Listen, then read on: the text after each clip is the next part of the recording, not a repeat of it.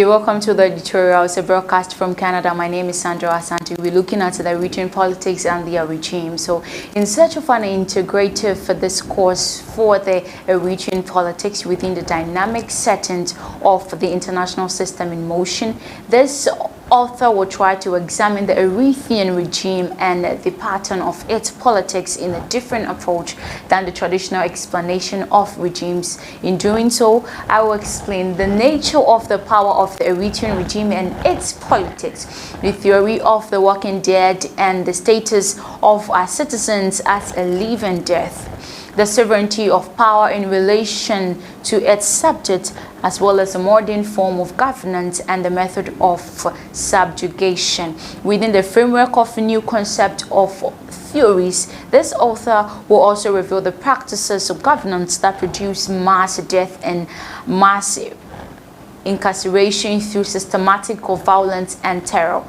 The politics of death will be examined through the works of scholars. In the process, I will try to familiarize some temporary concepts and theories that I will use for the argument. However, the toughness of the topic cannot be explained in few pages of this article, but the skimming and the scanning at the concept I will try to relate to the ordeals of the Eritrean people. So, by power and by politics are modern theories of political philosophy that deals with the broad conceptualization and ideologies of power and governmentality. These concepts are the most compelling of Michael Foucault's over. The roots of the concept are as follows. Bio means life and biopower means the sovereignty of power over life, and biopolitics means the politics of life. Interestingly enough, biopolitics is understood as a political of rationality that makes the administration of life and the population as its subject. Its purpose is to ensure and sustain life in order. In the realm of knowledge, Foucault provided us the genealogy of biopolitics, the right of death and the power over life that determines sovereignty, the characteristics of privileges of sovereign power. In the context, sovereignty power refers to the right to decide life and death. In other words, this sovereign power is in itself as a judicial form of power, the power to take life or to let live. On the other hand, biopower is constituted to foster life or disallow life to the point of death. In his society must be defended. Foucault provided us the detailed analysis on how Bourdieu's developed the disciplinary mechanics of power, the prison system, as well as the creation of docile population. Furthermore, in the same publication, he elucidated the war is to wage between two races, but it's by the race that is portrayed as one true race, the race that holds power and is entitled to defend the norm against those who deviate from the norm. The biopower also implies the war waged by an ethnic that holds power and is entitled to define the norm and the way of life against the minorities in a diversified society. Foucault's work on biopolitics and biopower is not without limitation. In this explanation of politics of population, the biopolitical subject is not explicitly conceived within this author. It is from this political limitation that actual Mbembe came up explicitly to explain how biopower is of a work of violence and domination that led him to develop the notion of necropolitics, the sovereign of decision on the death, the power that could dictate who may live and who must die. We shall see how the notion or the concept of necropolitics is theorized as I continue my argument. Necropower and necropolitics. To begin with, let us see the root and the definition of the concept. Necro means death. The necropolitics means the politics of death. And the necropower means the power of death. In his book, Mbembe guided us by sorting out the Foucauldian discourse of genealogy of death in modern state, where sovereignty is inherently linked to the creation of an enemy of the state that must be eliminated. According to Entra Impembe, to exercise sovereignty is to exercise control of morality, mortality, and to define life as a development of a manifestation of power. Impembe found biopower as insufficient to account for contemporary form of subjugation of the life of power of death. As a result, he put forward the concept of necropolitics and necropower to account the various ways and weapons to deploy in the interest of maximum destruction of people and the creation of death. In 2003 to 2003, necropower controls sovereignty as the determined power as to who is disposable and who isn't. In the nutshell, Mbembe saw the power over death and life and the creation of a bare life through these spaces of exception. To simplify it, necropolitics is the use of social and political power to detect how some people may live or how some may die. In a parallel project, Peterson also argued on the subject, on the issue of a bare life and how sovereignty, the state of exception, have produced a slave-to-master relationships, the power which creates slaves to social death, and as well as in which the relationship to power is always inducible to hostility and disposability. This biopolitical social disposability will explain as one of the strands of necropolitics, for which I will try to relate to this issue of national services and the Eritrean proper later in my discussion. So subjugation and the power of death. Necropolitics implicates the subjugation of life to the power of death. Surprisingly enough, in our contemporary world, different types of weapons are deployed in the interest of maximum destruction of people and the creation of death worlds. A new and unique forms of social existence in which the vast population are subjected to a condition of life conferring upon them the status of living death. So necropolitics also entails necroeconomy, a subject of its own for another time.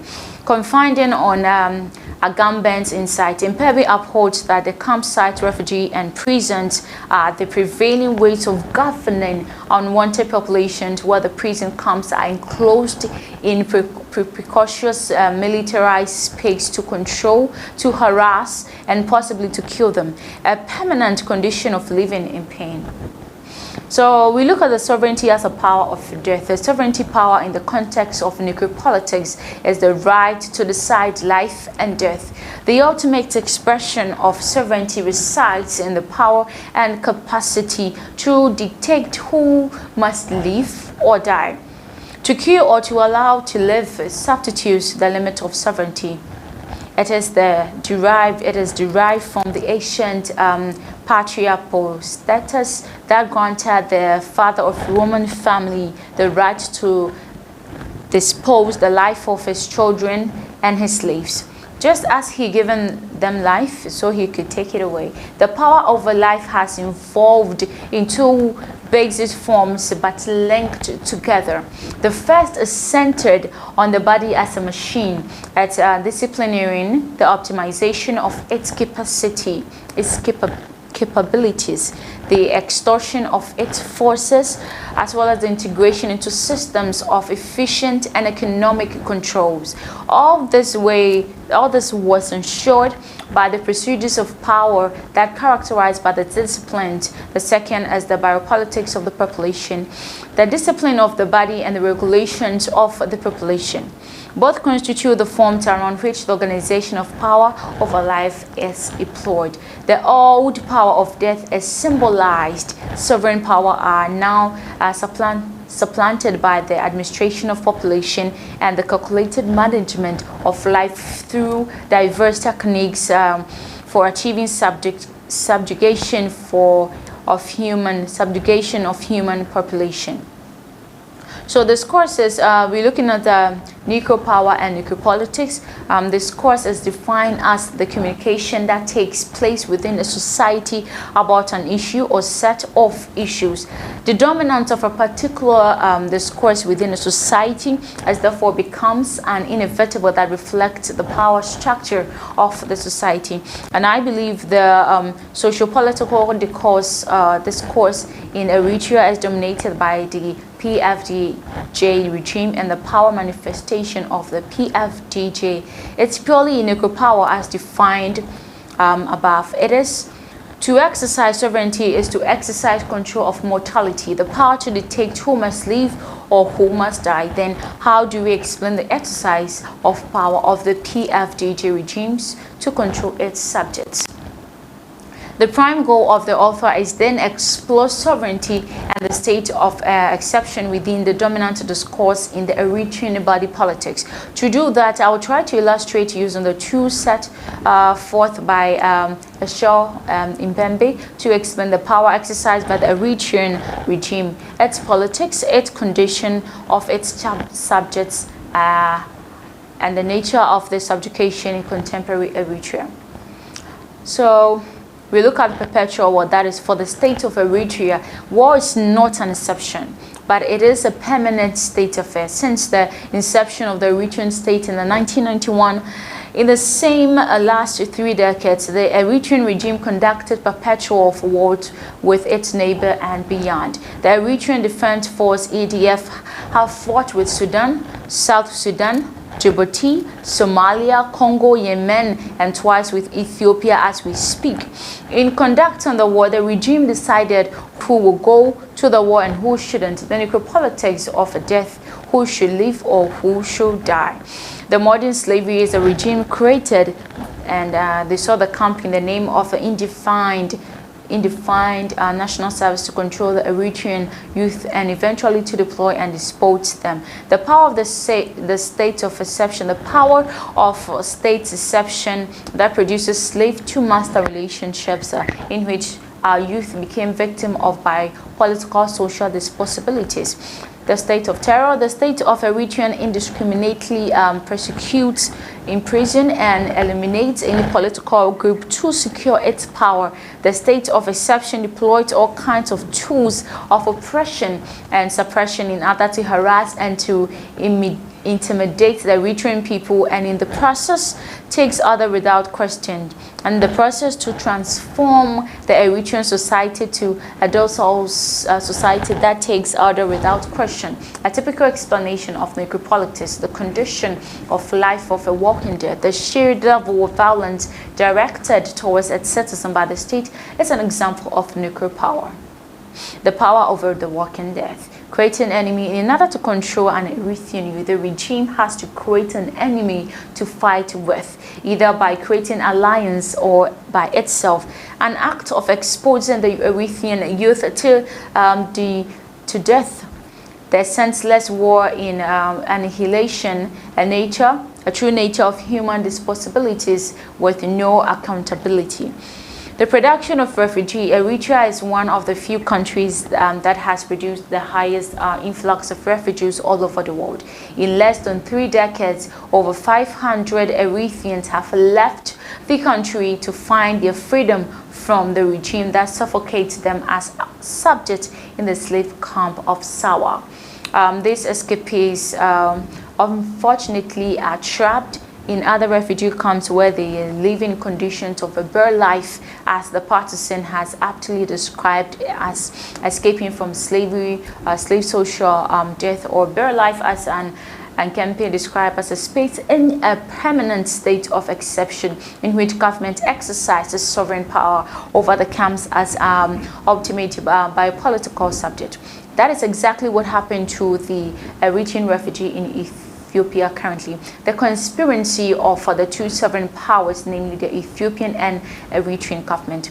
So the shared violence as a state of Eritrea expanded to exercise its monopoly power beyond its borders by creating an enemy, and by doing so it's forged an alliance with the central government of Ethiopia and its militia of the Amhara state. to perpetuate a war of the ethnic cleansing in the Tigray region, a shared violence and a terror to create havoc, death, and starvation in that particular region, a classical and necropolitical power at play to eliminate the unwanted population. So with the building of prisons, the Eritrea regime has built 260 prisons for a small country with a population of 3.5 million prisons, more than schools and hospitals, so to speak. One can easily extrapolate from its population of the prisoners. The nature of the prison house, which are placed in the mountain caves and separate foxholes, are one of the models used to eliminating the unwanted group of population. The work of Necro power is that it detects who must be eliminated or die in cruelness and barbarity. So tens of the thousands of citizens and disappeared without knowing their whereabouts and the languishing and dying part of those prison cells. So in conclusion, when the Achim Pembe wrote becoming a subject which presupposed on holding the power of death, he was illustrating that politics and sovereignty are linked together to a right to kill than to reserve a life. In Pembe's Necropolitics allows me to ask the important question to explore the nature of the Eritrean regime and its politics, to understand its sovereign power over our population as a subjected exposed to terror and humiliation that ultimately subjected to inhuman and disposability. The author believes that the Eritrean who are exposed to death in the perpetual war of adventurism in the prison camps and in the bare life of refugee camps are the work of necropolitics and necropower of the Eritrean regime. Necropolitics is a reminder of the new forms of social existence of the Eritrean people, in which population is subjected to condition of life known as the status of a living death. I have no doubt this essay will generate cacophony and dissonance from the PFDJ, and this dissonance from the PFDJ political house and their sympathizers. After all, I have come with the essay in order to bring an intellectual debate on the subject and its implications on the lives of the Eritrean people. That's all for the tutorial for today. My name is Sandra Asante. Thanks you so much for watching.